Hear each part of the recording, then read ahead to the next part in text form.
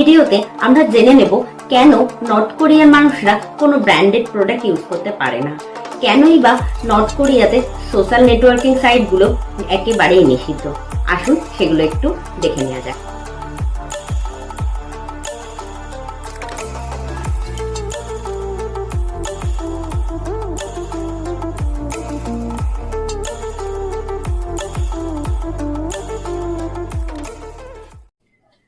Hello viewers, north কোরিয়ার কিছু আজব নিয়ম কানুন আর সামান্য কিছু ভালো দিক সম্পর্কে আমরা আগের ভিডিওতেই আলোচনা করেছিলাম এবং আগের ভিডিওতে আপনাদের কাছে এটাও জানতে চেয়েছিলাম আপনারা নর্থ কোরিয়ার সেকেন্ড পার্ট দেখতে চান কিনা। আপনারা ভালো রেসপন্স করেছেন এবং জানিয়েছেন আপনারা নর্থ কোরিয়ার সেকেন্ড পার্ট দেখতে চান। আমাদের ভিডিও আজকে নর্থ কোরিয়ার সেকেন্ড পার্ট নিয়ে। আজকের ভিডিওতে আমরা জেনে নেব কেন নর্থ কোরিয়ার মানুষরা কোনো ব্র্যান্ডেড প্রোডাক্ট ইউজ করতে পারে না, কেনই বা নর্থ কোরিয়াতে সোশ্যাল নেটওয়ার্কিং সাইটগুলো একেবারেই নিষিদ্ধ। আসুন সেগুলো একটু দেখে নেওয়া যাক। যারা নর্থ কোরিয়ার প্রথম পার্টটি দেখেননি তাদের জন্য প্রথম পার্টের ভিডিও লিংক নিচের ডেসক্রিপশন বক্সে দেওয়া থাকলো, আর ওপরে আই বাটনেও ক্লিক করলে পেয়ে যাবেন আপনারা প্রথম ভিডিওর লিংক। আজকে আমাকে যারা নতুন দেখছেন তাদের জন্য আমি মৌমিতা, আপনারা দেখছেন unboxing fact. Welcome to our channel. যারা এখন আমাদের চ্যানেলটিকে সাবস্ক্রাইব করেননি তারা অবশ্যই সাবস্ক্রাইব করে দেবেন, পাশে থাকা বেল আইকনটি অবশ্যই অলে প্রেস করে রাখবেন। আজ থেকে ঠিক 6 বছর আগে নর্থ কোরিয়াতে ইউটিউব, টুইটার, ফেসবুকের মতো জনপ্রিয় সোশ্যাল মিডিয়া সাইটগুলি বন্ধ করে দেওয়া হয়। এর সাথে সমস্ত বিদেশি ওয়েবসাইট ও সাউথ কোরিয়ান ওয়েবসাইটগুলোকেও বন্ধ করে দেওয়া হয়। কারণ হিসেবে বলা হয়েছিল দেশটির সিকিউরিটির কারণে কিছুদিনের জন্য এই ব্যান চলবে, কিন্তু সেই ব্যান এখনো চলছে। দেশের একমাত্র মোবাইল সিম সংস্থা কোরিয় লিংককে নির্দেশ দেওয়া হয় এই সমস্ত সাইটের আইডিগুলোকে ব্লক করে দেওয়ার জন্য। এই দেশে 5 মিলিয়নের ওপর মানুষ মোবাইল ব্যবহার করলেও সরকার দ্বারা নির্ধারিত কেবলমাত্র কয়েকটি সাইট ছাড়া তারা ইন্টারনেটে আর কিছুই সার্চ করতে পারে না। শোনা যায় যে সেখানকার মানুষরা এলজি এবং স্যামসাং এর মোবাইল ব্যবহার করলেও সেগুলি অনেক পুরনো মডেলের। এর বাইরে কোনো কোম্পানি পিয়ংইয়ং এ ব্যবসা জমাতে পারেনি। তার কারণ হিসেবে বলা হয় সিকিউরিটি রিজন। এরপর যেটা নিয়ে আলোচনা করব সেটা হচ্ছে নর্থ কোরিয়ান আর্মি, যেটা মানুষের কাছে খুব আলোচ্য বিষয়। আগের ভিডিওতেই বলেছিলাম নর্থ কোরিয়ার আর্মি ট্রেনিং ম্যান্ডেটরি, ছেলেদের জন্য 10 বছর এবং মেয়েদের জন্য 7 বছর।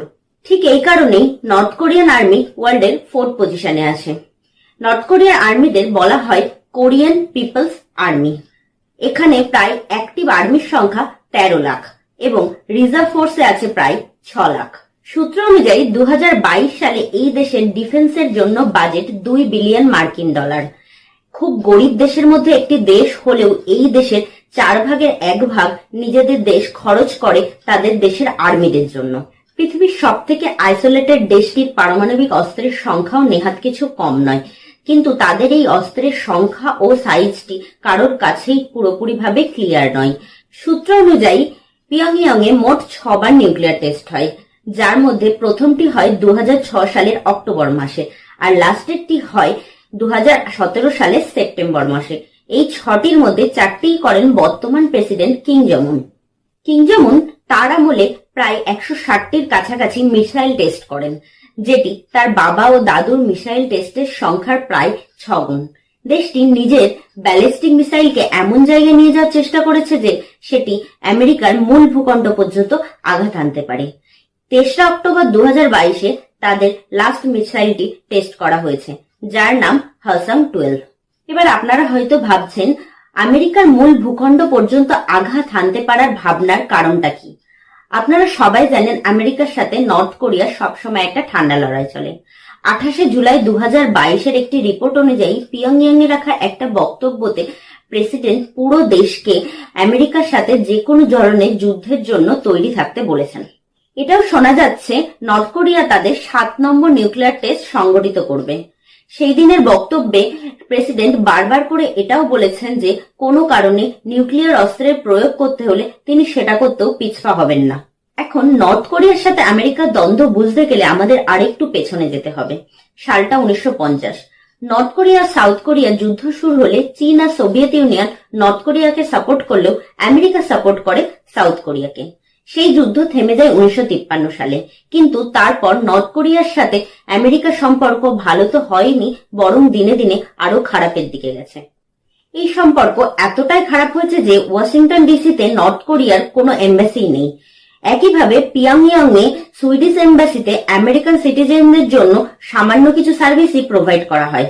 সবশেষে জানা যাক দেশটির জনগণের ব্যাপারে। এত নিয়ম কানুনের মধ্যেও তারা কেমন আছে। ওই দেশ থেকে পালিয়ে আসা কিছু মানুষের মুখ থেকে জানা যায় তারা খুবই কষ্টের মধ্যে সময় কাটায়। কোনো দিক থেকেই তাদের কোনো স্বাধীনতা নেই।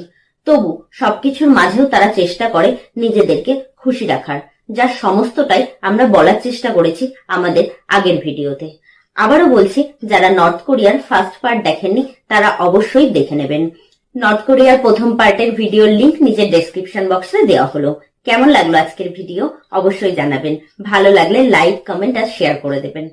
আমাদের সঙ্গে থাকবেন, পাশে থাকবেন, চ্যানেলটিকে অবশ্যই সাবস্ক্রাইব করে দেবেন। ভালো থাকবেন।